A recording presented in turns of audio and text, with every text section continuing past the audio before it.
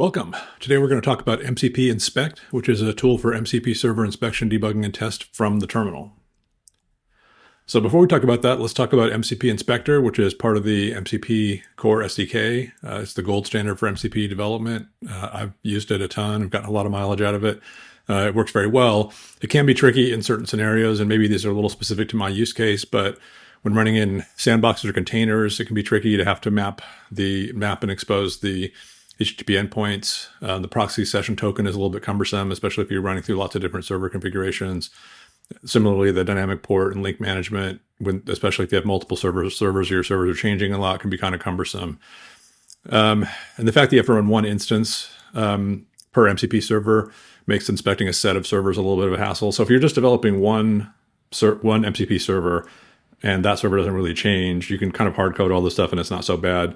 But if you're in situations where you're developing multiple servers or you're debugging client applications like agents and you want to understand the set of servers presented to the agent and how those work as a set, it can be sort of challenging to do that without some scripting or automation or something. So I generally bump my head into enough things that I thought it might be interesting to try to build something that solved those problems. So I built a tool called mcp-inspect. It's very similar functionality to mcp-inspector. It allows you to look at the server config, capabilities, metadata. You can connect and disconnect with good error reporting. You can look at resources, prompts, and tools. You can test the tools. You can see the message history, and you can see the server logs for standard I/O servers. So that's all the functionality basically of mcp-inspector, which mcp-inspect also does. In addition, it allows you to inspect multiple servers from a single configuration. So you can just give it any JSON file that has an MCP servers config in it, and it will load all those servers, and you can sort of switch between them pretty easily.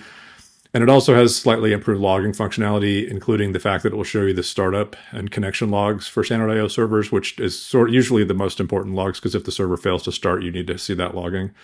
So that's another just a little thing that I've found useful. So mcp-inspect is a terminal user interface, a TUI for MCP server inspection. I'm sort of a GUI person. I prefer like these sort of multi-pane, point and click, drag and drop kind of GUIs for things. I'm not as much of a CLI person, but there have been a lot of these terminal user interfaces lately for different products, including Claude Code, that are kind of splitting the difference a little bit. They're giving you some nice interactivity and the ability to kind of understand how these user interface elements work and how these problems get solved without a full GUI. But the nice thing about these TUIs is that you can run them from anywhere. You can run them inside of a sandbox or container. You can run them to a remote MCP server set of servers. They're not really picky about where they run. They just need a terminal to connect it to. And then they're running inside the same environment that you're testing them in. Super easy to install. It's npm install mcp-inspect, and then you just run it and you pass it a JSON file that has MCP servers in it. That's pretty much it. And then it'll pop up right in your terminal, and you can debug interactively. And it's open source at our TeamSpark AI mcp-inspect repo.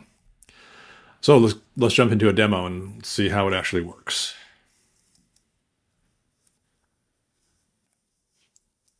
So I'm just going to run mcp-inspect and pass it an mcp.json file.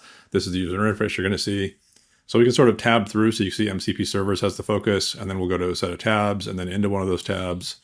If we go into the servers, we can toggle through the different servers. Let's go to everything. You can see that it's disconnected. I'm going to hit C and connect.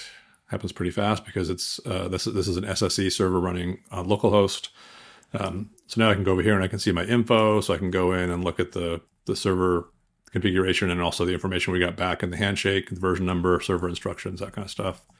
I can see that I have a bunch of resources that I can look at. I can see I have some prompts, varying complexity with different arguments that I can look at. And then I can see I have a set of tools. This is where it gets a little more interesting. So I have a bunch of tools here. And let's go test a simple tool. So I'm just going to test the echo tool. So it's going to pop up a form. And let's say hello. So it's kind of like a GUI form. You've got form fields that you fill in, and then you got sort of the OK button that you hit. And then you can see the tool call, so I can see the duration. The input was the message hello, and the output was the echo hello. So not surprising, same thing that mcp-inspector would have done. Let's go look at a couple more things. Actually, let's just go to messages. So we have a complete log of all the messages on a per server basis. So for the selected server, and I can go through here and look at all the messages. And if I want, I can go in and say I wanted to look at this one. If I tab over here, I can scroll through it and see it all. But if I want to zoom in and see that full screen, I can hit the plus key, and now I've got like a full screen view of that same thing. And that also, in some cases, will do things like show you more information than than we show in the preview. So you get like the full JSON payload of things like tool descriptions and that sort of thing. And let's just do one other thing. Let's go back and let's talk to the file system server. So I'll click C to connect. Takes a second because it's standard IO, so it actually has to run it. And then the difference now you'll see is that we have this logging tab. So this is the server standard error log, including the startup logging. So you can sort of see what's going on when the MCP server started up. So not super exciting. I think that's all the functionality, but that's basically everything that MCP Inspector does. You can now do it via this TUI from any terminal interface inside of a container, inside of a sandbox, wherever you want. Hopefully, if you find this useful, give it a try and let me know how it works for you. Thanks.